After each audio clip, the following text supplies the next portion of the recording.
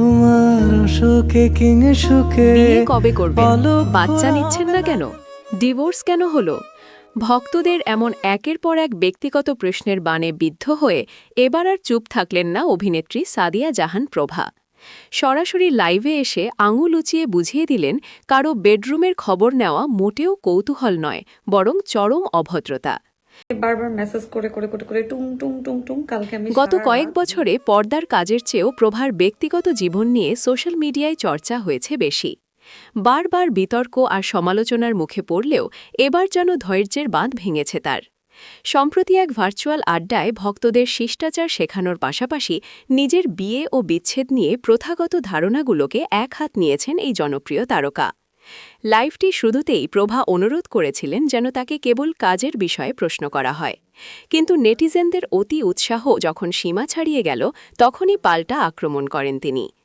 Live আড্ডার মাঝপথে এক ভক্ত যখন সরাসরি তার বিয়ের তারিখ জানতে চান তখন প্রভা বিরক্তি চেপে না রেখে বলেন, আচ্ছা একটু থামছি, এই প্রশ্নটার উত্তর দেব।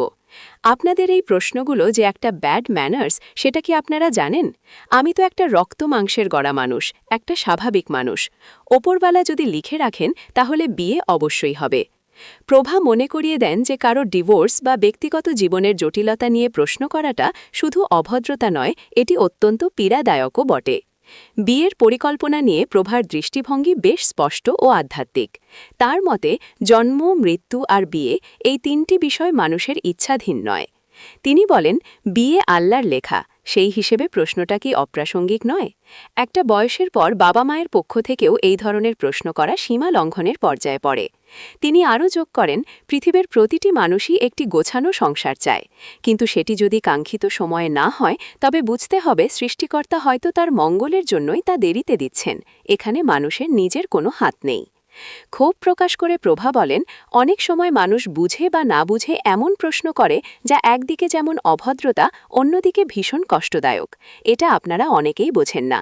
নেটিজেনদের ক্রমাগত ট্রল আর ব্যক্তিগত আক্রমণ যে একজন শিল্পীকে কতটা মানসিকভাবে বিপর্যস্ত করতে পারে, প্রভার কথায় সেই আর্তনাদই ফুটে উঠেছে।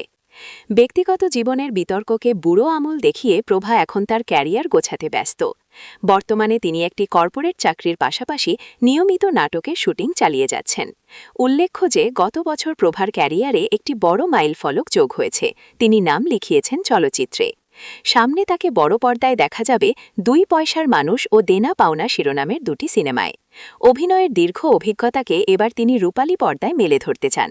কাজ আর নিজের ব্যক্তিগত সত্তাকে আলাদা রেখে প্রভা এখন শুধুই সামনের দিকে এগিয়ে যাওয়ার নেশায় বিভোর।